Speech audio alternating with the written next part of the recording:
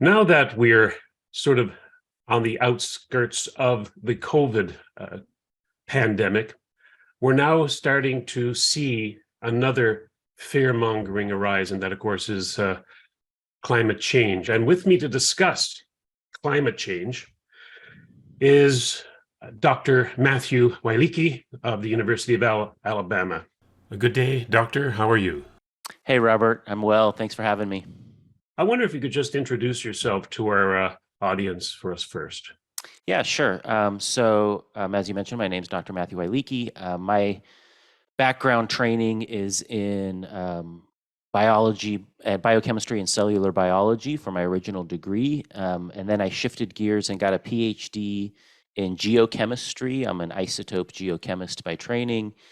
I did that at my PhD at UCLA, and after postdocing there for a couple of years, I took a tenure track position at the University of Alabama in 2016 in the Department of Geological Sciences as an assistant professor, and I've been there ever since. I'm in the process of leaving the University of Alabama at the end of this semester. Could I ask you right off the bat whether or not this would be a fair comment to make? And it's in Dr. Christopher Essig's book with Rob McKittrick, co-authoring, is Taken by Storm. And he has in his glossary of terms, it's actually a very funny book. He has a very dry and witty sense of humor here. He calls it the doctrine of certainty. And he says the claim that we understand the climate, what is wrong with it, and how to fix it, and that one ought not to say otherwise in public. So is that a fair comment to make? I mean, there's so many experts out there saying that they know what the climate's doing, they know how to fix it, and nobody better say anything to the contrary. Yeah, I think it's absolutely correct that we do not fully understand the coupled, nonlinear, chaotic climate system. So let's go through that. It's a coupled system, meaning that there's many different equations with many different variables that explain the system. Ideally, we'd love to have a single equation that could explain a system very nicely, but in such a dynamic system like climate, there's so many different equations and they all have different feedbacks. It's also nonlinear, meaning if you change one variable, you don't really know that you're going to get a proportional change in another variable. And the last part is that it's chaotic. Usually the way that we can predict things in the future is by seeing patterns in the past. And a chaotic system means that there's no recognizable patterns in the system, which makes the prediction of the future essentially non-deterministic. And so this whole idea that we can not only do we understand the climate system, but we can actually ascribe all of the changes to a single trace gas and some feedback loops that are associated with that trace gas is absolutely reductionist. It's non-scientific, and it's crazy that such a beautiful system and such a dynamic system like climate has been reduced down to a trace gas and anthropogenic emissions. It's absolutely unscientific. It completely reduces the beauty of this system, and it's done to try to, in my mind, push policy. If you can reduce it to a single thing that you can go after and control, like anthropogenic emissions, you can drive policy decisions. But in terms of scientific analysis, it's absolutely true that this is such a complex system that the idea that we understand it, if you just look at the modern literature, every couple days there's a new paper about new phenomenon that we're learning and new multi-decadal oscillations and things like that. And so to me, it's ridiculous that people claim that we have a good understanding of this climate system, especially after a few decades of satellite, maybe 50 good years of satellite data, and on a planet that's 4.5 billion years old. We're still putting 162 million tons into it every single day, and the accumulated amount is now trapping as much extra heat as would be released by 600,000 Hiroshima-class atomic bombs exploding every single day on the Earth. That's what's boiling the oceans, creating these atmospheric rivers and the rain bombs, and sucking the moisture out of the land. And how dare you? You have stolen my dreams and my childhood with your empty words, and yet I'm one of the lucky ones. People are suffering. People are dying. Entire ecosystems are collapsing. We are in the beginning of a mass extinction, and all you can talk about is money and fairy tales of eternal economic growth. How dare you? Given people like Al Gore, a politician, Greta Thunberg, an actress and politician, I guess you'd say, saying that you stole my childhood, you know, how dare you? We really have nothing to fear. Is that a fair statement? I think that, you know, being concerned with the environment and making sure that we are good stewards of the land is a really good idea. If people think that humanity is in danger because of a couple degrees of warming by 2100, I think that, first of all, that really kind of reduces humans' ingenuity. We're such an ingenuitive species. We have technology. We solve so many of our problems. It's a very privileged concern to have, to be thinking of a couple degrees at 2100 when there's over 2 billion people on the planet that don't have access to clean drinking water. I think that, you know, we have problems on the planet that we can solve. A couple of degrees of warming in 2100 is somewhere at the bottom of the list of problems. To that point about the people living in poverty and not having clean drinking water, we can talk a little more about the politics of this, but just right off the top, does seem to be an agenda to for the first world countries to alter their consumer and industrial behavior, which of course, if that was the case for the developing world, it would be, first of all, they wouldn't do it. And secondly, it would be destructive, wouldn't you think? Absolutely. I mean, I think this is partially green colonialism. We outsource all of these raw materials. We don't actually stop purchasing these things. We still want all of our technologies and our iPhones and things like that. And so we let countries with very little environmental protections, very few human rights protections, essentially mine this material for us, and then we walk around and pat each other on the back in the developed world to say, look, we've reduced our CO2 emissions by this much because we've essentially outsourced all of our raw materials and all of our energy production, and we still actually consume all of that stuff, but now it's being mined in cobalt mines in the Congo by children while we enjoy the low cost of that and pat each other on the back. And it's not sustainable. It's not a healthy way to try to solve environmental problems. I think it's going to be the legacy of this big revolution is going to be the exploitation of developing the developing world to try to basically decarbonize the Western world, which is now producing way less carbon than, for example, China and India, and will be producing less than sub-Saharan Africa when that starts to finally develop. And so it's just it's a strange way to try to virtue signal that, you know, you're somehow saving the planet when you just kind of don't witness what's being, you know, what the living conditions of some of these folks that are getting the raw materials for a lot of this new technology that we so desperately want and think is going to help the planet. You know, as a sort of a digression, I remember not too long ago, maybe last year, there was a video of outside of the Wuhan lab in China, and all of the mainstream media were talking about the lab leak theory and all of this stuff, which we're not going to get into, obviously not. But nobody mentioned the fact that here this video or this picture was taken maybe 50 meters from the building, and you could hardly see it through the smog. There was this yellow haze over everything. And if anybody looked into the history just prior, in about 2019, people in Wuhan especially were rioting, which is something that you never see in China because of the smog. So for us here in the West, passing laws which would outlaw idling at your McDonald's drive-through, and then you look at China and you see the smog that goes there and you expect them to do the same thing. Is that just not absurd? It's absolutely absurd. And it's for some reason there is something in the whole climate debate that you're not allowed to talk about China or India and their coal power developments and things like that. And they love to tout them as, look, they added this many megawatts of solar. And I'm like, yeah, they're also just approved 700 new coal-fired power plants. And so, the idea that we can do something in the Western world, and we can reduce our emissions a little bit more. We continue on a path of emission reduction. I would argue it's really has not much to do with renewables. It tends to do with technologies like scrubbing things at the stack and actually transitioning from coal to natural gas.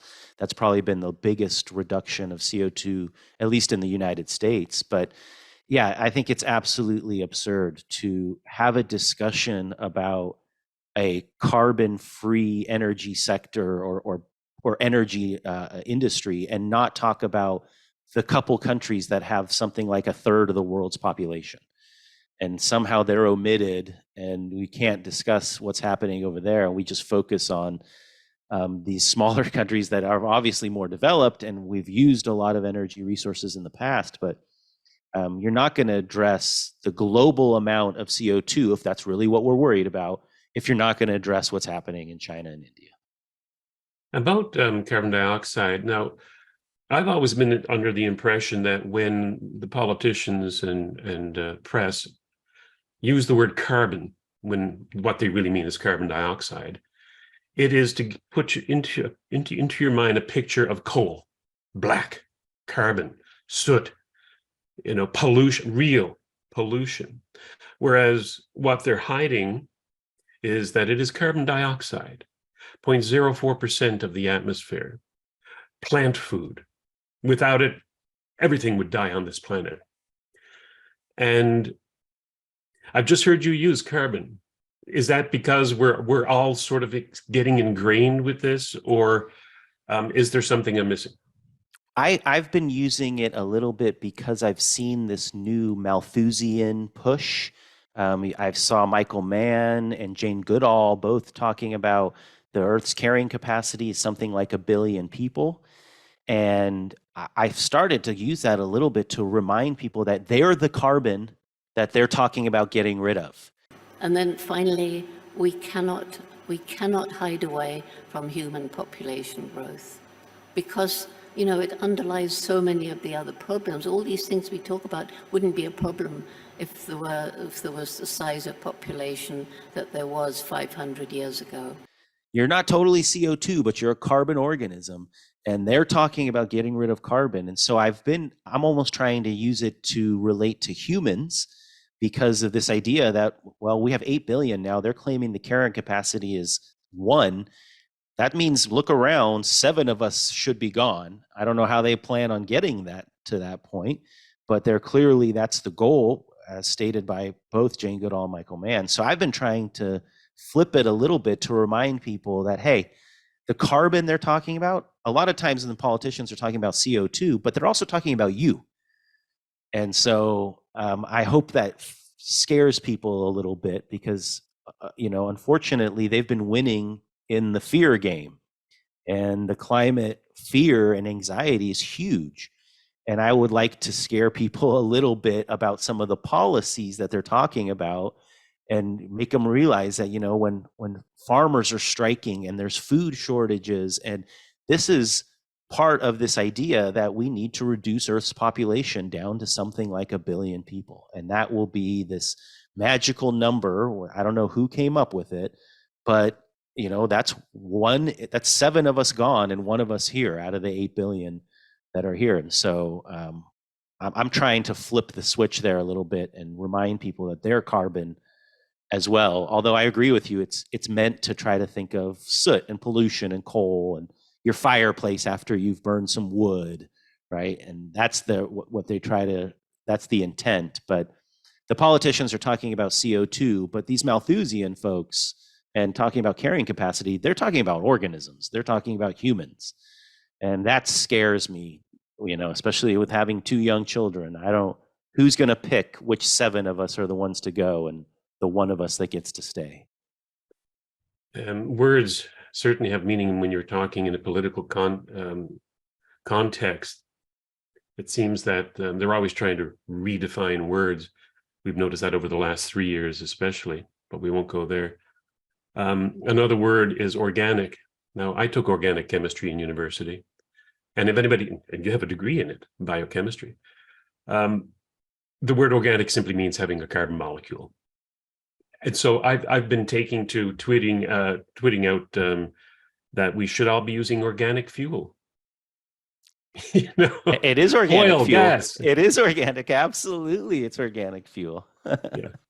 Now, I don't know. There's two theories as to where our oil and gas comes from. Is it organic? Is it plant and animal material that over millennia have, or eons, been compressed under high pressure, and now we're extracting it?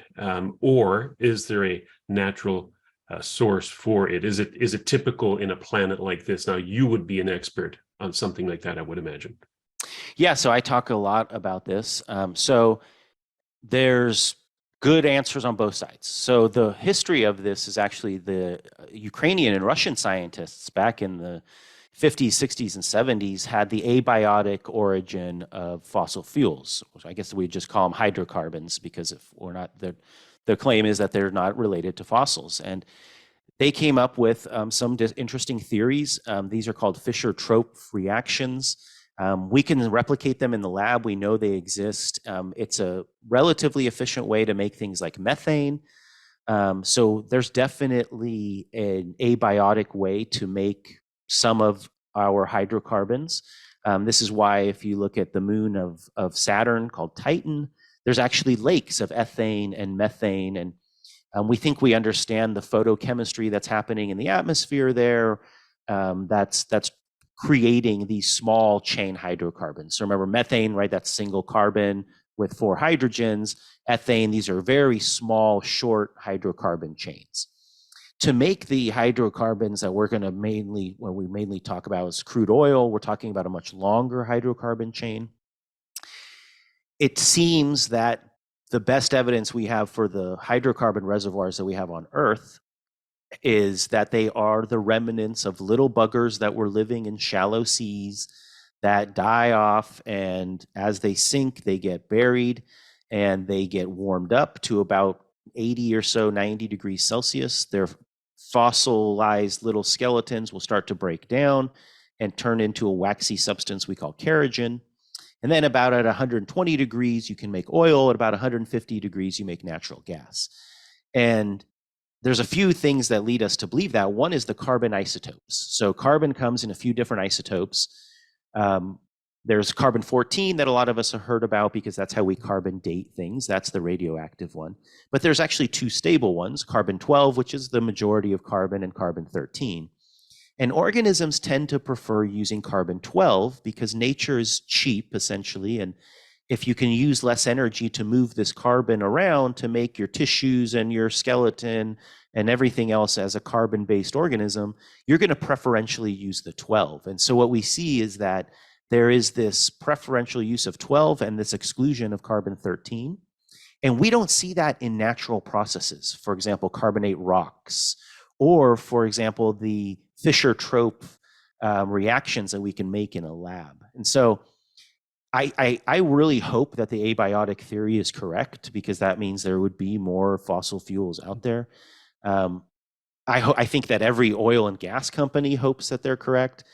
But from the fact that we almost always have to find these deposits in what we can tell by other geologic evidence used to be the remnants of shallow seas because of these carbon isotope signatures, I'm pretty convinced that these are remnants of fossils. Coal, we can clearly see the actual plant matter still, because coal is actually swamps that were now compacted. And there we can actually still see some plant matter. So that one I think we're pretty confident in. But you don't see the fossils really left in the hydrocarbon reservoirs. They've all been broken down by that process that I was talking about.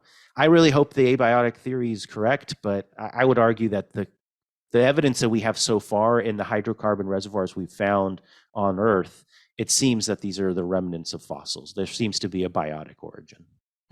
I'm with you. For an abiotic origin, you would then expect perhaps some hydrocarbons on other planets and moons. although I would imagine tectonic shift is really important to the production of the hydrocarbons.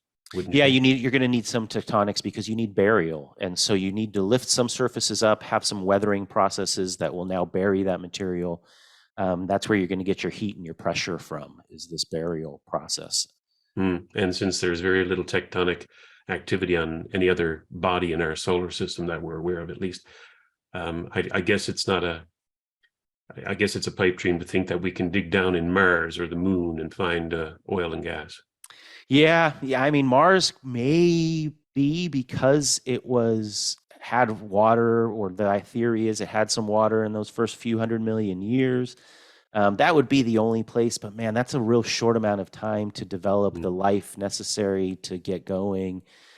So I can't imagine that that's a possibility. Yeah. I've heard it tell that ice at the poles on Earth is not usual. It's not typical, given the 4.5 billion years we've been around, or say 4 billion years since life first evolved on the planet.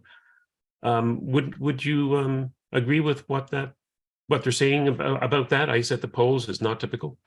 Yeah, absolutely. So what I try to focus on what's known as the Phanerozoic. So that's the last 550 million years. That's the time period. Phanero, it means visible, and zoic is life. So this is the time period of visible life.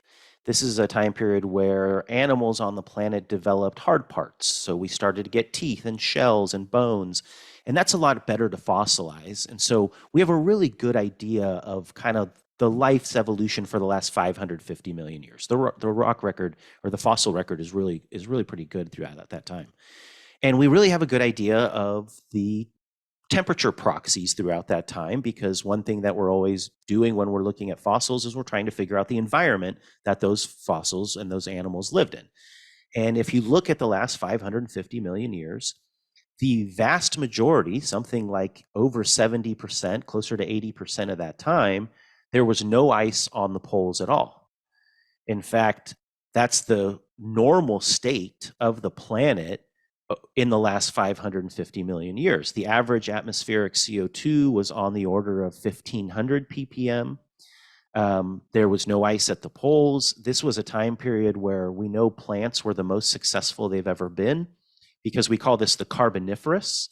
This is a time period that on the order of about 300 million years ago, where there was so much plant matter on the surface of the Earth that's where the majority of our coal deposits are dated to. So most of the coal that we find today and use came from this time period when the average atmospheric CO2 was 1,600 ppm. There was no ice on either pole.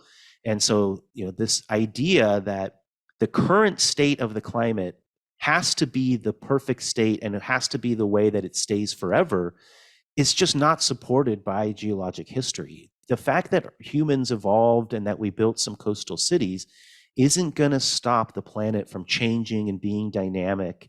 We're going to have to accept to live with that and adapt, and we're really good at that. We have good technologies, and there will be challenges, but the idea that somehow what we see currently is what we're going to keep forever, because otherwise we'll be inconvenienced, just isn't supported in the geologic record. We should expect that there will be another time period relatively soon, in geologically speaking, where the poles won't have ice, because if we look in the past, that seems to be the most common state of the planet over the last 550 million years. Well, I can understand why some people may be concerned if they live in the north, for example, on the permafrost. And if that permafrost starts to melt, it's going to cause, consternation. It's going to cause people concern about their houses. But, people adapt, as you've said before. People adapt. People are brilliant at adapting. That's what we do. I mean, after having evolved as a species in Africa, we now occupy every single corner of the globe because we adapt. So do you think it's rather disingenuous of people like a Greta Thunberg or United Nations spokesman to come out and say that we have to stop using organic fuels, hydrocarbons, otherwise the polar bears will die off? And Aboriginals will have to learn how to live on a muddier permafrost, which is no longer permanent, or that Obama is going to have to move his house in a few hundred feet from the coast. You know, these inconveniences to a lot of politicians outweigh the, I would say, death that would evolve or that would result from us transitioning away from a hydrocarbon world. Wouldn't you agree? Yeah, I think it's very disingenuous. This is this whole idea that things would just be stable if we didn't burn fossil fuels. And that is absolutely against the geologic record. The idea that we won't have a warming spell or we won't have a hurricane or a flood, it's and IPCC is guilty of this too, because if you look at the IPCC reports, they claim that there's zero natural forcing right now, and everything that we see is attributable to anthropogenic greenhouse gas emissions. That would suggest to me that if I looked back in history prior to the Industrial Revolution, I should see in the geologic record that CO2 and temperature are stable because there's no humans burning anthropogenic CO2s. If there's no natural forcing, things should be stable. We see the exact opposite. We see major swings from glacials to interglacials. We see hot houses and ice houses. The climate's never stable. And so the claim that everything that we see today and every negative consequence of every weather event is somehow directly attributable to anthropogenic greenhouse gas emissions is unscientific. It's disingenuous. It's a way to fearmonger and to drive up anxiety, because if you can get folks anxious about this, it's easier to change their behavior. I agree with you. It's totally disingenuous. You know, there's a quote, I got this directly from the United Nations website after I typed in climate change in the United Nations. It says, quote, since the 1800s, to go to what you're saying, human activities have been the main driver of climate change, primarily due to burning fossil fuels like coal, oil, and gas. So exactly what you just said. They think that prior to 1800, everything was perfectly stable, which, as you've pointed out, is not true. So how do they get away with this nonsense, this unscientific, patently false claim that we are the main driver of climate change? Yeah, it's strange how it's evolved. If you start to see some of the first IPCCs, the language is very soft. It's, well, we may be a major contributor and we should be concerned. And over the last few IPCCs, it's really shifted to this, no, we're certain it's just purely us, and we know and we can understand the whole system. And yet, we look around, and if we go by the metrics of things like, for example, human loss of life from natural disasters or costs, we're not seeing these things increase. And so the planet's warming. I think that a lot of the way they get away with this is they look at ice core data from Antarctica. So Antarctica has the ice cores that NASA likes to use, or Al Gore, and they show these fluctuations between something like 180 or 200 ppm up to about 300 and never above 300. And one thing about Antarctic ice is that Antarctica is a desert. And so the ice takes hundreds, if not thousands of years to form. And so what it really does is it kind of mutes the signal of global CO2. One thing that I like to talk about is plant stomata. These are little breathing holes on plant leaves and needles. The density of these plant stomata is directly proportional to the amount of CO2. If you look at that data, it looks very different than the ice core data. In fact, it has large fluctuations of over 200 ppm in the matter of a decade, much more than we've seen in our burning of fossil fuels. And so if you can find a muted signal and then you tack on modern observations to that, you can show this hockey stick graph, right? That's become famous with Michael Mann and some of the original IPCC reports. But the truth is that you're splicing something that doesn't pick up short-term changes very well because of how the ice cores form, or for example, tree rings, which was the original IPCC report. And then you're splicing on modern observations that are very accurate and are, you know, on a real short time series and picking up very short-term variations, and then you try to splice those together. And so that's I would call that scientifically irresponsible, but that's essentially how they've gotten away with this claim that everything that we see today in terms of rising CO2 is purely anthropogenic, even though I've got clear data sets that show with plant stomata that it was up to 350, 380. Now we're at 420, and I think that human burning of fossil fuels is definitely contributing to the amount of CO2 that's in the atmosphere. But the claim that it's all 100% suggests that it's been stable, and we just know that's not true. And so I think that they've gotten a little bit more desperate in the words they've been using because people aren't changing. We've had 27 of these COP meetings. There's been 6 IPCC reports since 1990. And if you look at CO2 on a plot from Mauna Loa, there's no slowing it. It continues to rise. And I feel that they're getting more and more desperate, and their wording has gotten more and more catastrophic and certain in terms of what they think they know and how bad it's going to be, because they're trying to push policy. Well, of course. Yeah. No, you know, I took a course at the time they called it ecology. I think it was 1979, 1980 at university. And we were shown the graph, which shows carbon dioxide going up and up and up in a steady climb. And of course, the professor at the time was trying to instill in us a sort of a cautionary fear about man's contribution to that. Now, I only know very, very superficially about climate change in the science. Probably more than your average beer, but a lot less than a lot of people.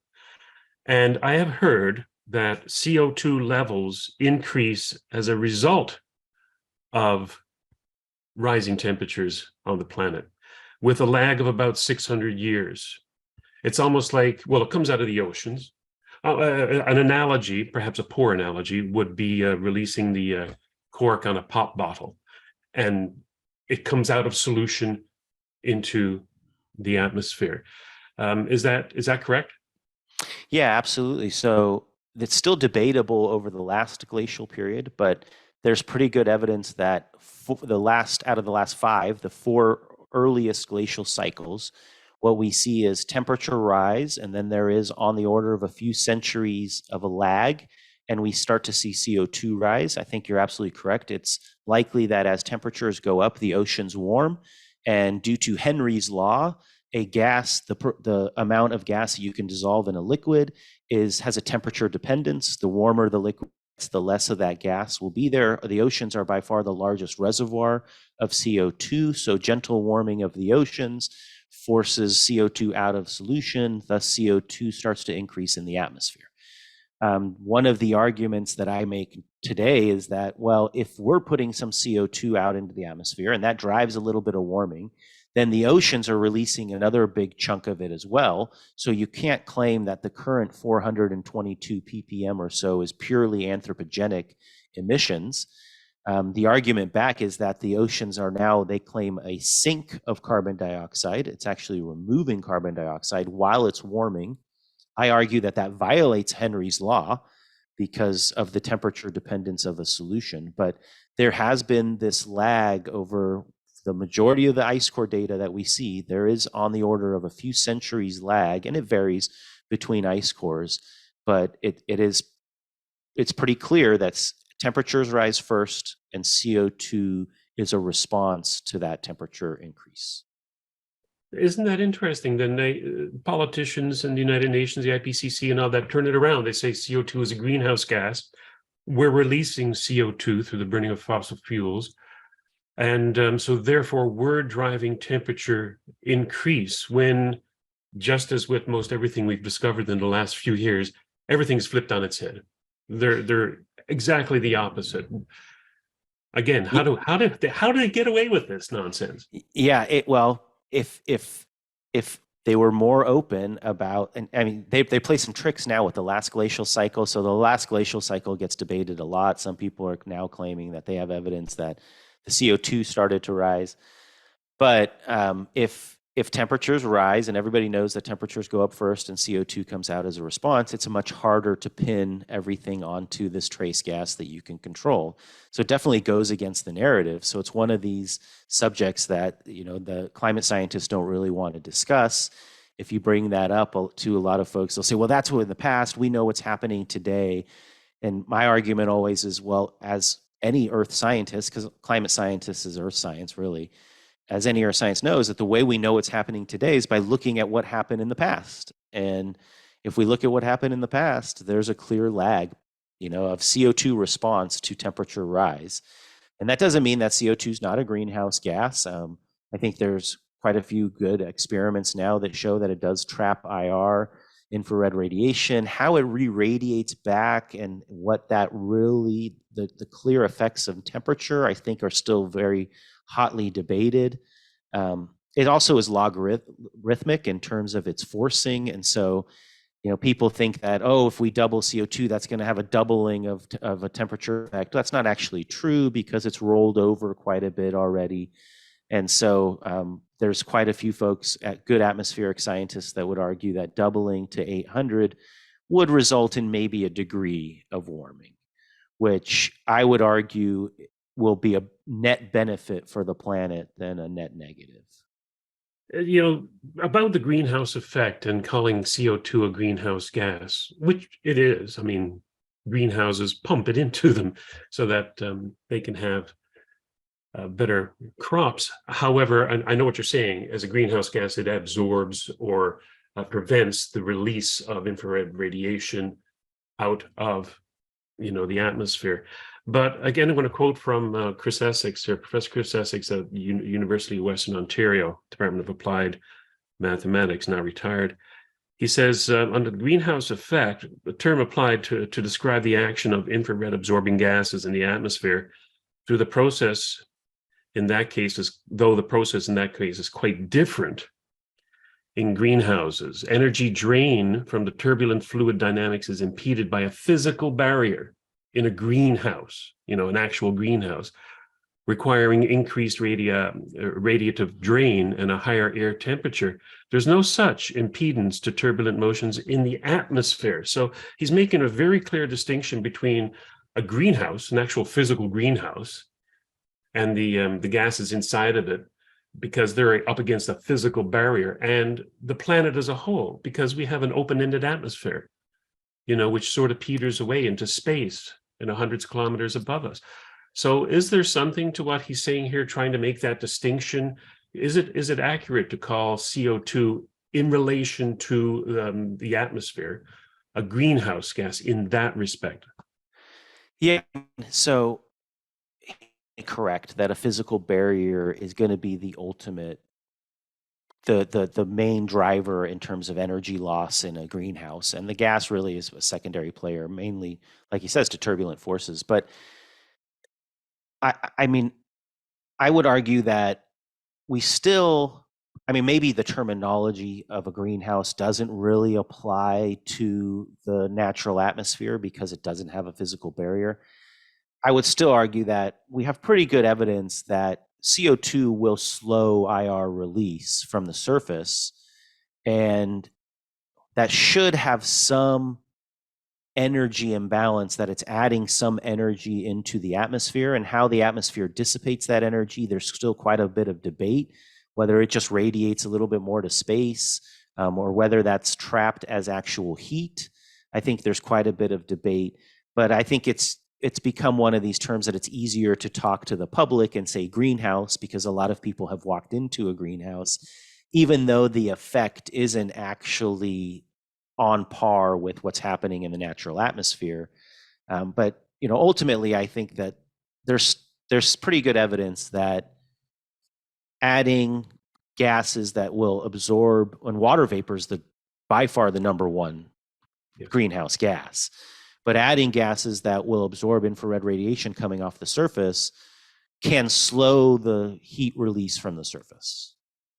Would it be a significant difference? I know that water vapor is the main greenhouse gas, but that's a great question. And so when I learned about atmospheric physics, back when I was doing my PhD, we were told that on the order of 90 to 95% of the greenhouse gas effect is water vapor.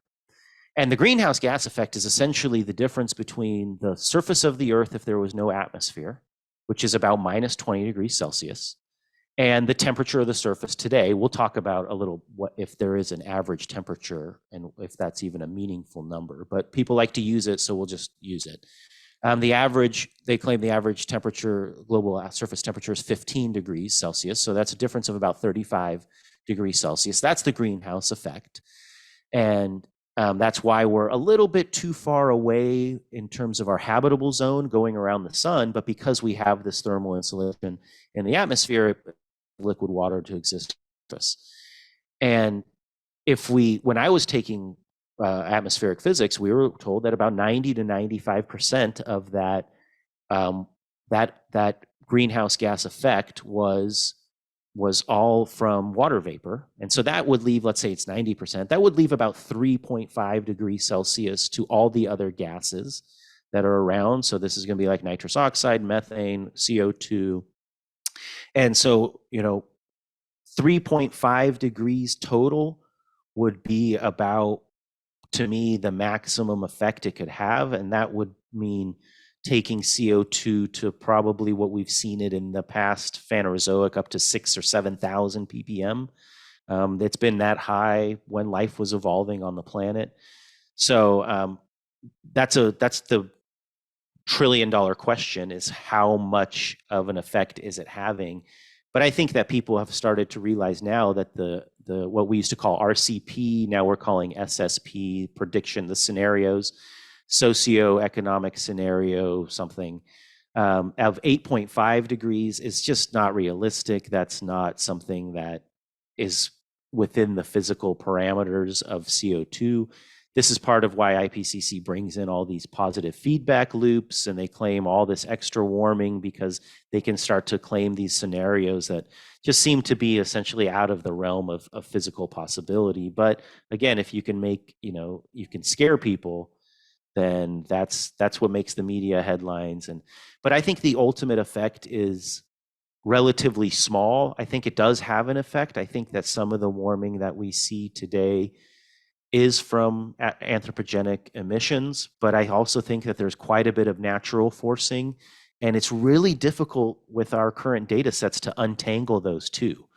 And so, is it 10%? Is it 50%? I wouldn't probably go above that, but that's really the part that we can't do, is we can't untangle natural forcing from anthropogenic forcing. I would hope that we probably add more CO2 to our atmosphere. It is, after all, good for plant life. And as you say, we're on the outer edge of the Goldilocks zone. So life needs CO2. And you would think, to a degree, the more the better, right? Yeah, so this is something that's really fascinating, is this whole idea that this is the optimal climate, like I mentioned before. The pre-industrial levels of CO2 are on the order of 280 parts per million. That's remarkably low. In fact, that's so low that for one of the first times in geologic record, we see that the minor orbital forcing that we call the Milankovitch cycles are able to plunge the planet into a glacial cycle for tens of thousands of years, and then re-pull it out into an interglacial for a few thousand, and then plunge it back in to a glacial cycle. That's really a unique paradigm in the climate of the planet over the last million or so years. If we go back just 2 or 3 million years, we see that CO2 is more on the order of 450 parts per million. And we don't see these large oscillations between glacial and interglacial cycles. In fact, there's much more stability in the temperature.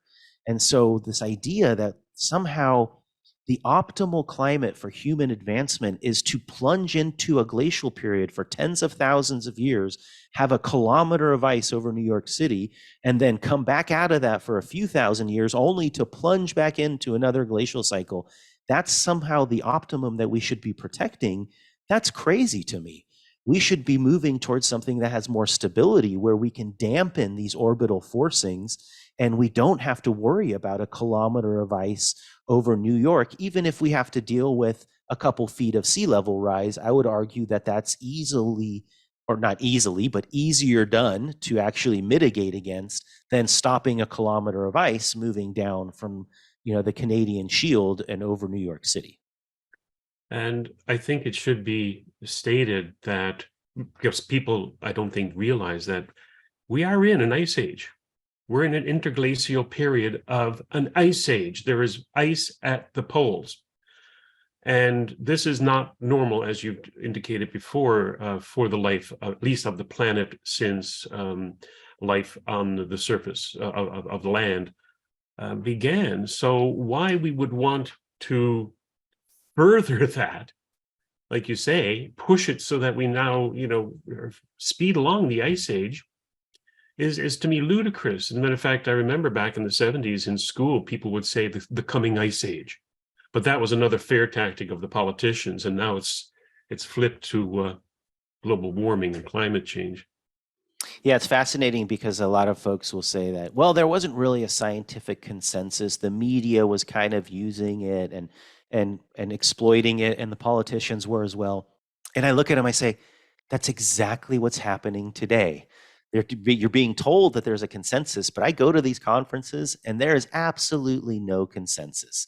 There's absolutely no, this is just the media running with this stuff. But the worst part is that the scientists who all pretty much agree that this is a little overblown, if in terms of what you see in the media, they don't speak out, because there's this huge power vacuum of if you speak out about any of this, you're just constantly attacked and funding disappears. And, it's this very strange paradigm that you can't discuss these things, even though we've seen in the past that, oh yeah, the media kind of exploited this, but scientists didn't all really agree that we were going to plunge into an ice age. There were some that were concerned. There were some concerned about other things.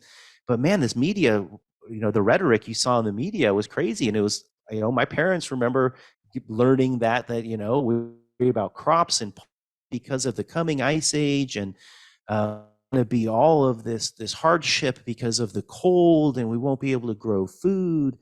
And now we're doing it in the exact opposite way, even though I would argue more CO2 means more crop yields. In fact, I posted a couple data sets that show that just in the last few years, we've actually decoupled agricultural production from land use. For the first time ever, we always had to use more land to make more food, but now because of CO2 fertilization, we've actually make more food on less land. But the idea that now the media is running in the opposite direction, and many of the scientists who lived through that before, they're the emeritus and things like that, they're the only ones that speak out against it. And all of the folks in my positions, assistant professors and things, just stay tight-lipped and are afraid to say anything, because we didn't really live through that. And it's just, we have historical amnesia. That's fascinating. I mean, why does one have to have lived through it when we've got books? We have libraries where we can just simply go back and look at the Time magazines, the Newsweek magazines, talking about the coming ice age. The fact that people have to take ownership by having lived in a particular era, to me, defies what makes us humans, because as humans, we have history, recorded history, not just language, but we've written it down. You don't have to have lived in the 60s or 70s to remember these, or to know about these things. To remember them, yes, but to know about them, no. Bizarre. It's even easier now because we have videotapes of them.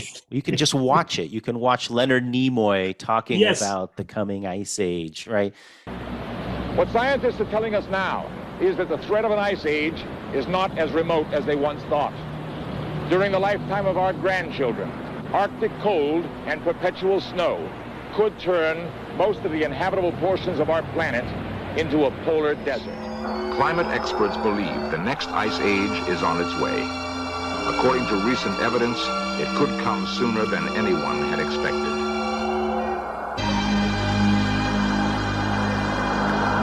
At weather stations in the far north, temperatures have been dropping for 30 years. Seacoasts long free of summer ice are now blocked year-round. According to some climatologists, within a lifetime, we might be living in the next ice age. So Yeah, it's remarkable when I bring this up to folks. It's just, I don't know. I'm like, we're just repeating the same mistakes. We're letting the media essentially bastardize the science, and we're too afraid to say anything. And the negative health effects and mental health effects are terrible. I mean, Yeah. just constantly feeding these young people that, every catastrophe is more evidence that we are terrible and we're destroying the planet. And, never talking about things like CO2 fertilization and the benefits that cheap, reliable energy have provided for human beings. It's just, yeah, it's a sad To situation. to expand about the myopic look on data, either having lived through something or having, experienced it and all that. And we will look at Al Gore's An Inconvenient Truth, which has pushed this climate change political agenda into the forefront over the last few decades. Now, his hockey stick effect that he's so, is right behind. I did an interview, not an interview, but I actually interviewed him, but I recorded a presentation by Christopher Monkton, who is a lay person as far as this goes, although he is a university graduate like myself and yourself, but he's a lay person on this topic, but he's studied it immensely. And he put a lecture out, it's called the Patty Nirenberg Lecture at UWO, University of Western Ontario, back in 2012. And he showed the hockey stick effect data. And he says, this is what they're trying to show us, that we're going into an astronomical, exponentially increased world temperature. And he says, this is so false. And he demonstrated how it all depends on where you start the curve, right? Where do you put that line, right? Where do you put it in the data? Because he says, if you go back this far, it now is this one. It's a flatter curve. You go back further, it's downwards. If you take a small segment, it could be up, it could be down. He says, this is fraud. This is fraud on the part of Al Gore and anybody who takes the hockey stick effect and suggest that world climate temperatures, if there could be such a thing, global temperature, is going to be astronomical in the next few years. What do you think?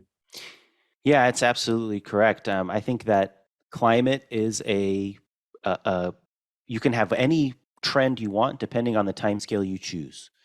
And so it's very susceptible to timescales. And if you have a narrative and you want to push the fact that everything is heating like crazy, 1850 is a great place to start because that's really one of the cooler time periods. It was quite a bit warmer right before then. And so that's what you'll see with the warming stripes and things like that. Greta Thunberg's book, that's basically 1850 to present day.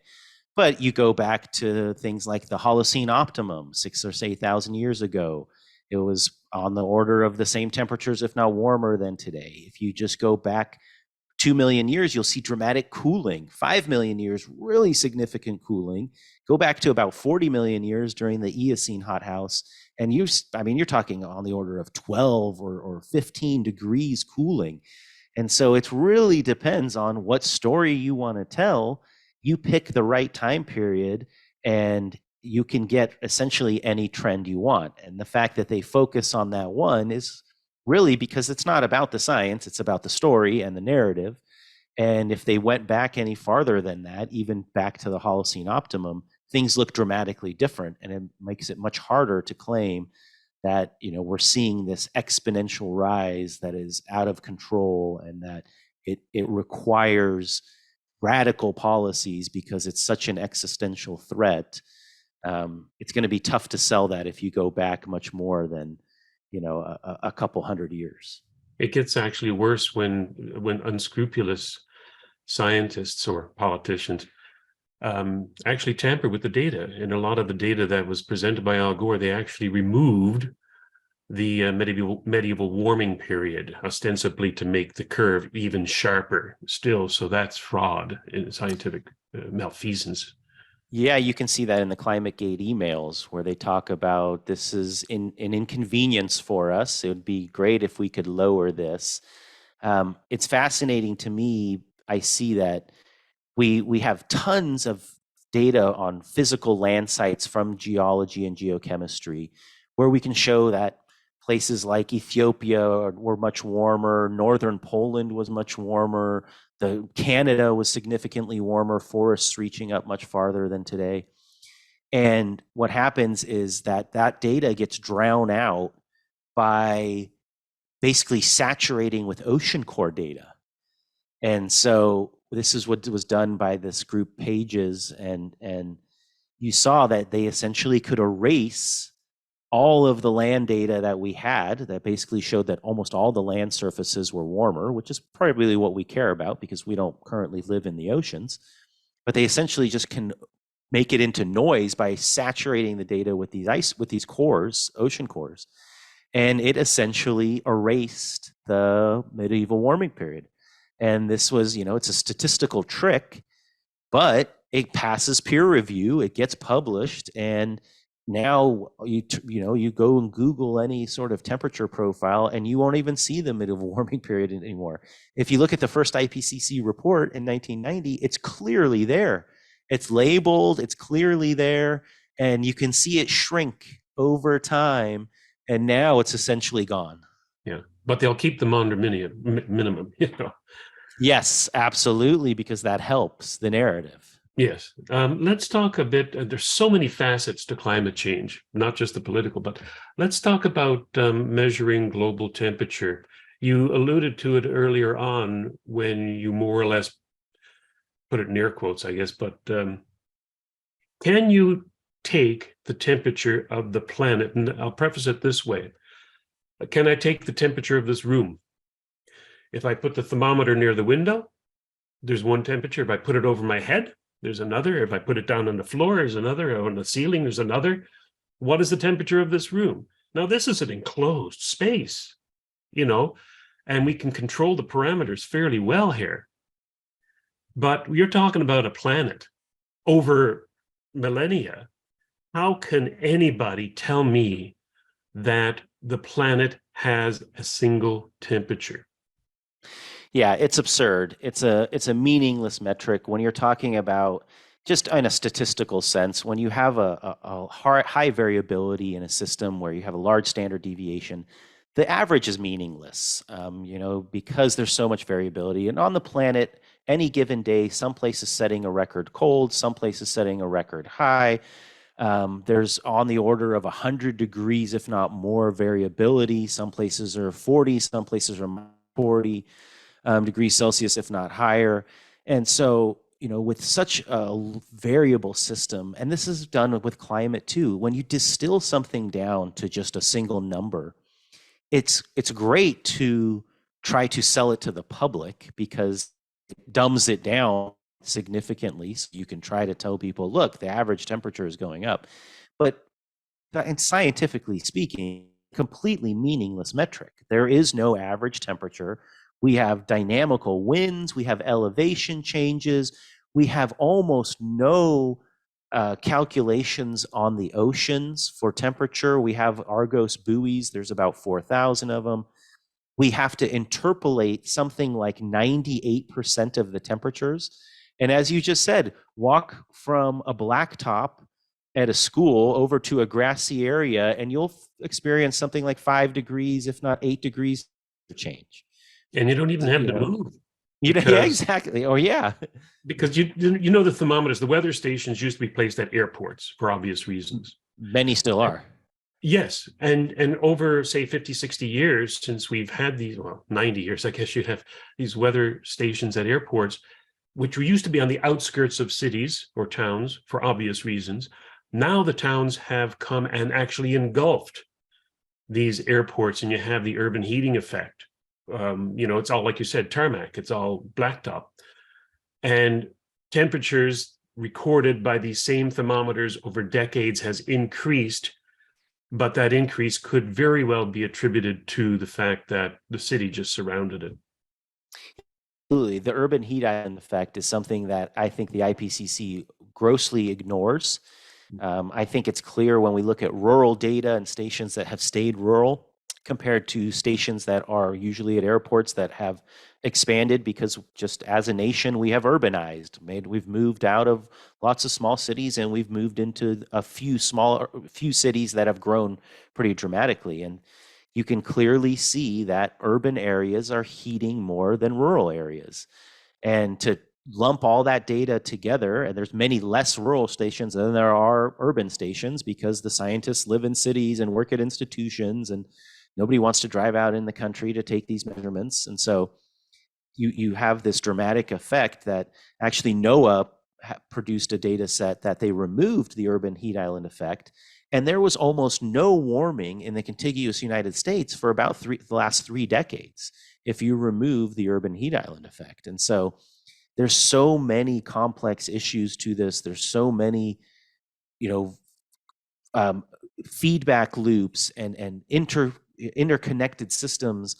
To distill it back to anthropogenic CO2 just ignores all these other effects. And that doesn't mean that anthropogenic CO2 doesn't have a role to play, but you can't just distill a system like this to just a single metric and ignore things like the urban heat island effect, because that's just scientifically irresponsible. You mentioned earlier one of the, in my estimation, and after doing all my reading on this thing, it is the driving force for climate change. And I don't mean meteorology, I don't mean weather, I mean climate. That is over hundreds, if not thousands of years, tens of thousands of years. And that is the Milankovitch cycles, which is the sum total of all the permutations of the Earth in its orbit around the sun. That big ball of gas in the sky that people seem to be ignoring when it comes to climate. Can you talk a bit about the Milankovitch cycles and how it correlates very nicely, I think, with the climate changes we're seeing over millennia? Yeah, sure. So Milankovitch cycles are named after Eastern European astronomer who started to identify that there was some orbital forcing that people weren't really thinking about. And so one of them we call the eccentricity. So you have the sun, and the Earth doesn't go perfectly around the sun. Sometimes its orbit is a little wonky, and we can see this on the order of about tens to hundreds of thousands of year timescales, where the orbit changes its shape a little bit. And obviously, the closer you are to the sun, the more solar radiation you get. The farther away you are, the less. Another one is that the tilt of the Earth changes. We call that the obliquity. And so we're on a tilt of something like, I forget, 19 or so, or 23 degrees. Don't quote me on that, somewhere in that ballpark. But that tilt isn't always stable, and there's a little bit of movement in that tilt. And then because we're tilted but we're spinning, the top actually precesses. We call that the precession. So think about a spinning top as it's slowing down. You kind of get this precession. And all of these things will affect the amount of solar radiation that is being absorbed by Earth's surface. And that's the number one driving heat source for the atmosphere, is the amount of solar radiation. We're talking something about 1,000 watts per meter squared at the surface. And so if you start to affect those, and those have all kind of tens to 100,000 year timescales, every once in a while, they will kind of synchronize, right? They can be off at some points, but because they're cyclical, there's these time periods where they synchronize. And those time periods, when they synchronize, they tend to correlate really well to how we observe our interglacial and glacial cycles moving. And it seems that when these things all come together in terms of a negative forcing, so they're all working to reduce the amount of solar radiation that the Earth is receiving, then we plunge ourselves into a glacial cycle. When these things are a little bit wonky and not all lined up, we come out and we're in an interglacial cycle, and then we plunge back down. And so it appears that it's these orbital forcings that are really been driving the rapid swings that we've been observing over the last million or so years that we see with the ice core data, for example, from Antarctica. Well expressed. So I think people, if they don't have that word on their mind very often, they should find out about it, Milankovitch cycles, because it seems to be perhaps the main, grossly, and I mean by that, the again, thousands of years, climate change or temperatures that we seem to be experiencing is because of our non-circular orbit around the sun and the perturbations and permutations, not permutations, but perturbations of that orbit. And with that, I think maybe we can end off with a political question, and that would be how to get this out there. Because again, going back to what Chris Essex said about the confidence theory that people who are in power, much as like what we've seen over the last 3 years, they get to say what's true and what's not. And it's people who are on the outskirts, who aren't as popular, who aren't as powerful, who aren't in control. We get to basically try to nip at the heels of this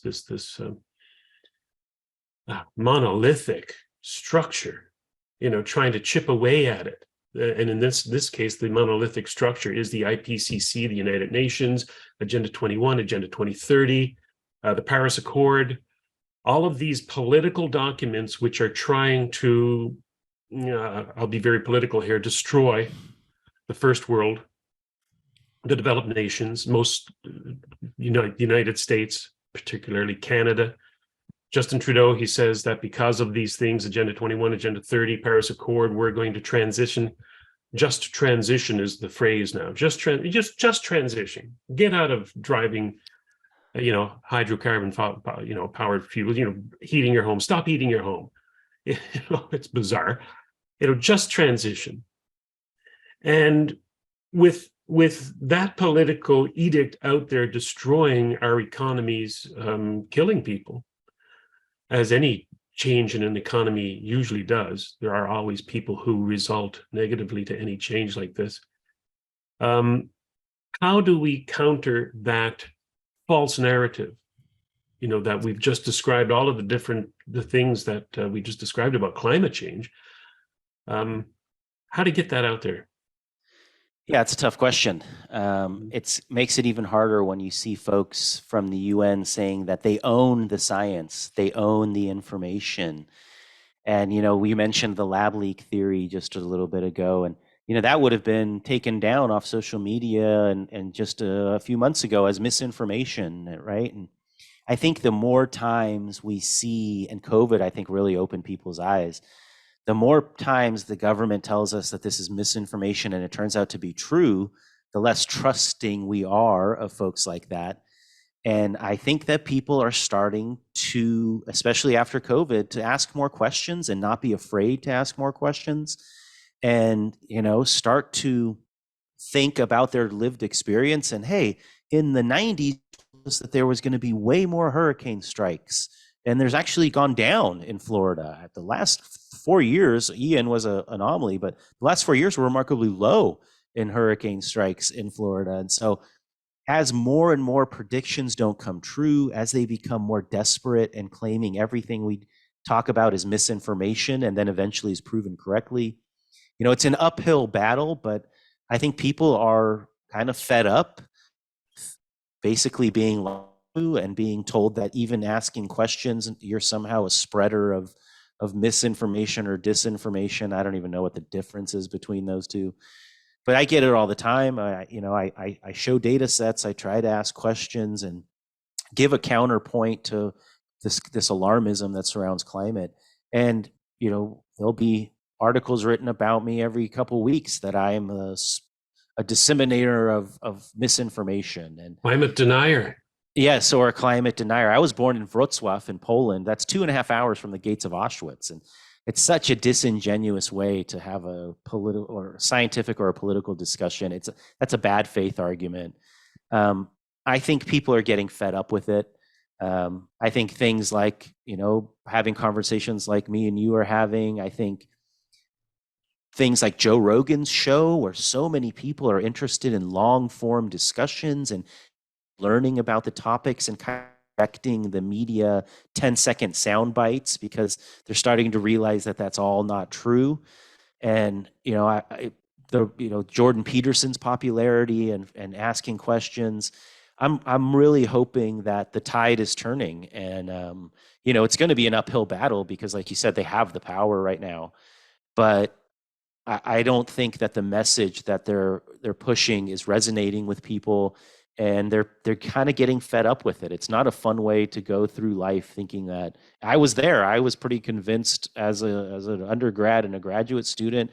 I maybe wasn't didn't think the planet was going to end, but I thought, wow, this is a real existential threat, and we really do something. And it really wears on you to constantly be thinking about terrible catastrophes and the doom and gloom of the future.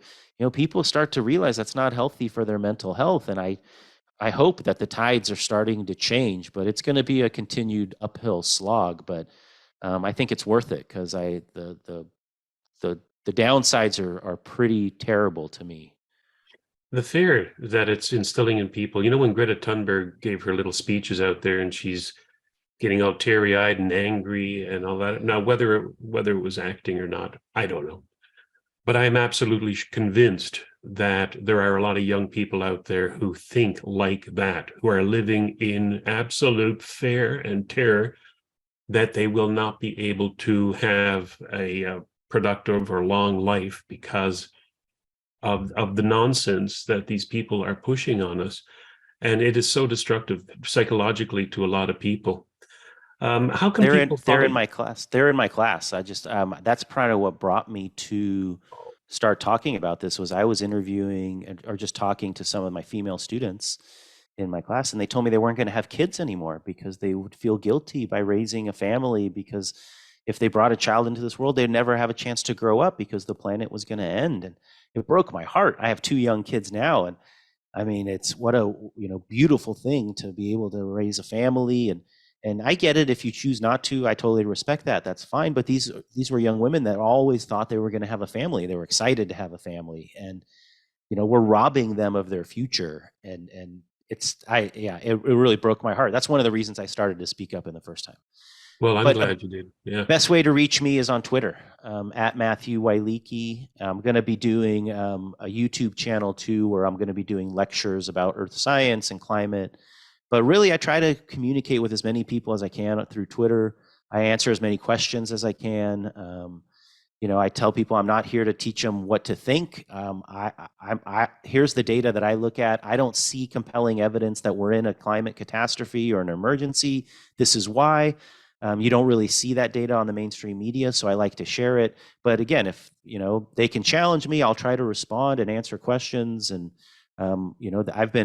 I've learned so much by engaging with folks on social media, and they've turned me onto a bunch of manuscripts I wouldn't have seen. I think I've turned them onto that they haven't seen, and so that's the best way for me to interact. Do you have a Substack at all? No, I've considered it, but I don't know. I still got to finish teaching before I make those moves. That's another thing I noticed. I don't know if you want to get into this area, but you seem to be moving away from your position of academic. Do you want to go into that at all? Sure. Yeah. So we're leaving. We're moving to Colorado this summer.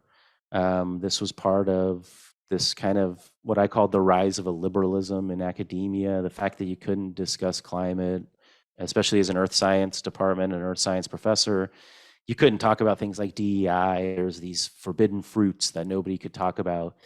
And we wanted to be closer to family. Both my wife and I grew up in California. And so, we made a big sacrifice coming here, but I thought that this was the profession that I wanted. And it just seems to have changed pretty dramatically from when my father was a professor for 3 decades.